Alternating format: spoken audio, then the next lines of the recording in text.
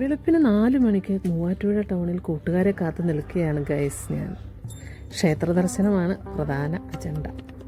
കട്ട വെയിറ്റിംഗ് ആണേ. ആദ്യം ഞങ്ങൾ എത്തിച്ചേർന്നത് മണ്ണാറശാല നാഗരാജ ക്ഷേത്രത്തിലാണ്. പ്രതീക്ഷിച്ച അത്ര വലിയ തിരക്കൊന്നും ഇല്ലാത്തതിനാൽ നല്ലതുപോലെ തൊഴാൻ പറ്റി.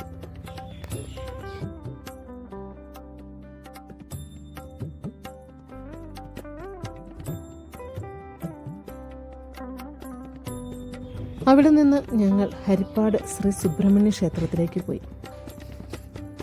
ഞങ്ങൾ അവിടെ ചെന്നപ്പോൾ നടയെല്ലാം അടച്ചിരുന്നു. പിന്നെ നട തുറക്കുന്നതുവരെ കുറച്ച് വെയിറ്റ് ചെയ്യേണ്ട വന്നു. എല്ലാവർക്കും നല്ല വിശപ്പായതിനാൽ ബ്രേക്ക്ഫാസ്റ്റ് കഴിക്കാൻ വേണ്ടിയിട്ട് വണ്ടി ഒരു സൈഡിലേക്ക് ഒതുക്കി. പിന്നെയും ഞങ്ങൾ യാത്ര തുടർന്നു നേരെ ചെട്ടികുളങ്ങര ക്ഷേത്രത്തിലേക്ക്. നിർഭാഗ്യവശാൽ ഇവിടെയും നട അടച്ചിരിക്കുകയായിരുന്നു. കാരണം കൊടുങ്ങല്ലൂർ ഭരണിക്ക് പോകുന്നതിന് സ്വന്തം വീട്ടിൽ അനുവാദം വാങ്ങാൻ അമ്മ പോയിരിക്കുന്നു.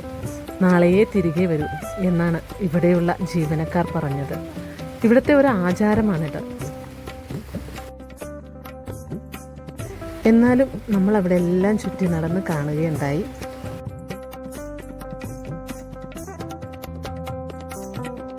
അവിടെ നിന്നും നമ്മൾ നേരെ പോയത് കൊറ്റൻകുളങ്ങരയിലാണ്.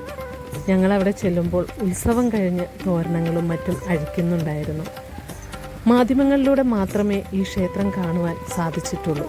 സ്ത്രീവേഷം കെട്ടിയ പുരുഷന്മാർ വിളക്കെടുക്കുന്നതൊക്കെ നമ്മൾ കണ്ടിട്ടുണ്ട്. ഇപ്പോൾ ഈ ക്ഷേത്രം നേരിൽ കാണാൻ പറ്റിയതിൻ്റെ ഒരു എക്സൈറ്റ്മെൻറ്റിലാണ് ഞാനും എൻ്റെ കൂട്ടുകാരെല്ലാവരും. ഉത്സവത്തിൻ്റെ ഭാഗമായിട്ട് കുരുത്തോല കൊണ്ട് ചെറിയ ചെറിയ കെട്ടുകൾ ഇതുപോലെ ഉണ്ടാക്കിയിട്ടുണ്ട്. അതിനകത്ത് ഒരു തേരും കാണാം. ഇതെന്തിനു വേണ്ടിയിട്ടുള്ളതാണെന്നൊന്നും അറിയില്ല കേട്ടോ.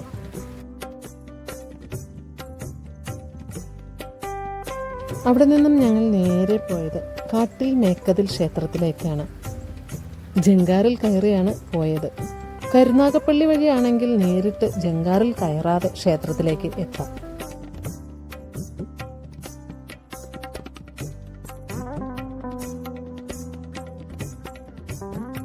ഞങ്ങൾ എല്ലാവരും തന്നെ ജങ്കാർ യാത്ര ആസ്വദിച്ചു.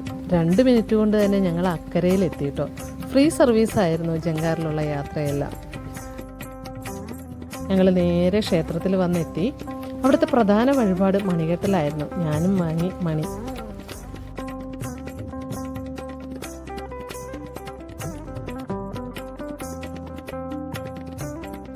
പല ദേശങ്ങളിൽ നിന്നും എത്തുന്ന ഭക്തർ അവരുടെ ആഗ്രഹങ്ങൾ പ്രാർത്ഥിച്ച് ആൽമരത്തെ പ്രദക്ഷിണം ചെയ്ത് മണികൾ കെട്ടുന്നു.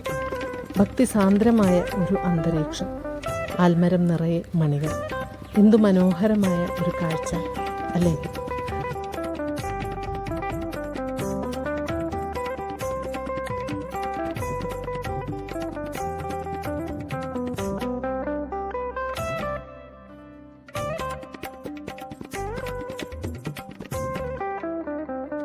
അവിടെ നിന്ന് പ്രസാദമായി കിട്ടിയ കഞ്ഞിയും കുടിച്ച് ഞങ്ങൾ നേരെ യാത്ര തുടർന്നു.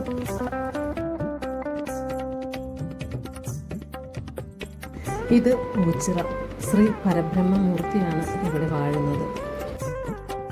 കാളകെട്ടൊക്കെ നടക്കുന്നത് ഇവിടെയാണ്. ഒരു ക്ഷേത്രമൊന്നും നമുക്കിവിടെ വരുമ്പോൾ കാണാൻ സാധിക്കില്ല. പല ആൽമരത്തിൻ്റെ ചുവട്ടിലും പ്രതിഷ്ഠകളെ നമുക്ക് കാണാം. ഞങ്ങളുടെ തീർത്ഥയാത്ര ഇവിടെ അവസാനിക്കുകയാണ്. ഞങ്ങൾ നേരെ അഴീക്കൽ ബീച്ചിലേക്കാണ് കേട്ടോ പോയത്. പ്രായഭേദമന്യേ ഞങ്ങളെല്ലാവരും കടലിലിറങ്ങി. വളരെ സന്തോഷമായിരുന്നു. ഞങ്ങളുടെ ജീവിതത്തിലെ നമുക്ക് ഇങ്ങനെ കിട്ടുന്ന കുറച്ച് സന്തോഷങ്ങളൊക്കെ പരമാവധി നമ്മൾ എൻജോയ് ചെയ്യുക എന്നുള്ളതാണ് അല്ലേ. വേറെ എന്താ നമുക്ക് നമ്മുടെ ജീവിതത്തിലൊക്കെ പറയാനുള്ള. കൊച്ചുകുട്ടികളെ പോലെ തന്നെയായിരുന്നു ഞങ്ങൾ വെള്ളത്തിലൊക്കെ ഇറങ്ങി കളിയും ചിരിയും ഒക്കെ ആയിട്ട് വളരെ സന്തോഷമായി.